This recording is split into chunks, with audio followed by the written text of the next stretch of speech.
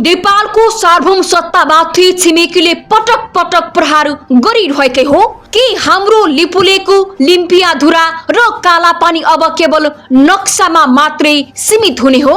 भारतले फेरि एकपटकको नेपालको स्वाभिमानमाथि धावा बोलेको छ। नेपालले पठाएको कूटनीतिक पत्रलाई भारतले पुरानै कुरा भन्दै सिधै अस्वीकार गरिदिएको छ। आजको यस विशेष रिपोर्टमा हामी पर्दाफास गर्नेछौँ किन भारतले नेपालको भूमिमाथि आफ्नो हक जमाउन छोड्दैन र किन चीन र भारत मिलेर नेपाली भूमिमाथि तीर्थयात्रा चलाइरहेका छन्। भिडियो अन्त्यसम्म हेर्नुहोला। घटना हिजोको होइन, यो दशकौंदेखिको घाउ हो। तर पछिल्लो समय जब नेपाल सरकारले लिपुलेक हुँदै कैलाश मानसरोवर जाने बाटोको विषयमा भारत र चीन दुवैलाई कूटनीतिक पत्र पठायो, तब भारतले दिएको जवाफले हरेक नेपालीको रगत उमालेको छ। भारतीय विदेश मन्त्रालयका प्रवक्ता रणधीर जैसवालले ठाडै भनिदिए, लिपुलेक पास 1954 देखि नै प्रयोग भइरहेको छ। यो कुनै नयाँ विषय भने होइन।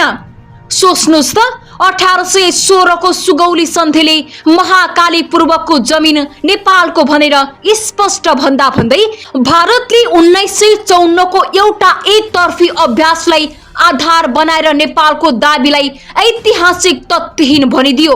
के भारतले नेपालको नक्सा र नेपालको अस्तित्वलाई चिन्न इन्कार गरेको हो? नेपाल सरकारले आइतबार स्पष्ट पारेको छ, लिम्पियाधुरा, लिपुलेक र कालापानी नेपालको अभिन्न अंग हो। परराष्ट्र मन्त्रालयले जारी गरेको विज्ञप्तिमा भनिएको छ, 1816 को सुगौली सन्धि नै अन्तिम प्रमाण हो। नेपालले भारतलाई मात्र होइन, उत्तरको छिमेकी चीनलाई पनि स्पष्ट भनेको छ कि नेपाली भूमिमा हाम्रो सहमति बिना कुनै पनि गतिविधि नगर्नुहोस्। तर यहाँ प्रश्न उठ्छ, जब नेपालले नगर्नु भन्छ तब भारतले त्यही सडक विस्तार किन गर्छ? किन त्यही बाटो तीर्थयात्री ओसार्छ? के नेपालको कूटनीतिक कमजोर भएको हो वा भारतले नेपाललाई एउटा स्वतन्त्र राष्ट्रको रूपमा सम्मान गर्न छाडेको हो?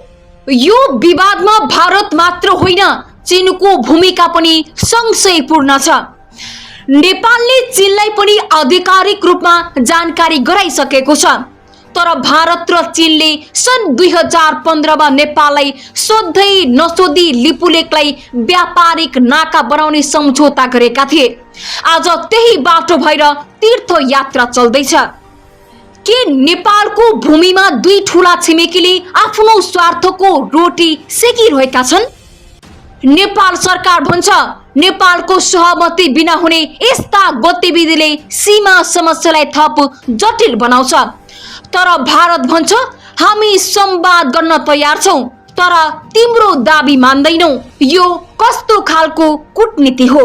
भारतले भनिरहेको छ कि नेपालको दाबी ऐतिहासिक तथ्यमा आधारित छैन, तर इतिहास साक्षी छ। लिम्पियाधुराबाट बग्ने कुटियाङ्दी नै वास्तविक महाकाली नदी हो। भारतले नक्कली काली मन्दिर बनाए, नदीको मुहार नै परिवर्तन गरेर जुन जालझेल गरेको छ त्यो अब लुक्नेवाला छैन। भारतले रचनात्मक छलफलको कुरा त गर्छ, तर टेबलमा बस्दा आफ्नो अडानबाट 1 इन्च पनि टसको मच हुँदैन। नेपालले चुच्चे नक्सा जारी गर्दा कार्टोग्राफिक असहमति जनाउने भारत आज हाम्रै भूमिमा परेड खेल्दै गर्दा हामीले कदिन्जेल पत्र मात्रै पठाएर बस्ने। अब समय आएको छ, केवल विज्ञप्ति जारी गरेर पुग्दैन। सञ्चार माध्यममा समाचार आएपछि मात्रै बेउझने हाम्रो सरकारले अब अन्तर्राष्ट्रिय मञ्चमा यो मुद्दा लैजानु पर्छ कि पर्दैन? भारतीय विदेश मन्त्रालयको यो घमण्डी जवाफले के संकेत गर्छ भने उनीहरू नेपाललाई थर्काएरै आफ्नो स्वार्थ पूरा गर्न चाहन्छन्। के हामी हाम्रो नेपाली माटो जोगाउन तयार छौं कि छिमेकीले पुरानो बाटो भन्दैमा हाम्रो पुर्खाको विरासत सुम्पिदिने? लिपुलेकको यो मुद्दा अब केवल सीमाको मात्र रहेन, यो हाम्रो अस्तित्वको लडाई बनेको छ। भारतको यो पछिल्लो प्रतिक्रियामा तपाईको धारणा के छ? के नेपालले अब कडा कदम चाल्नु पर्छ? कमेन्टमा आफ्नो विचार लेख्नुहोस्। यो भिडियोलाई यति धेरै शेयर गर्नुहोस् कि यो आवाज सत्ताको कुर्सीमा बस्नेहरू र छिमेकीका शासकहरूको कानसम्म पुगोस्। सत्य तथ्य र ताजा समाचारका लागि नेपाल अपडेट 24 हेर्दै गर्नुहोस्। नमस्कार।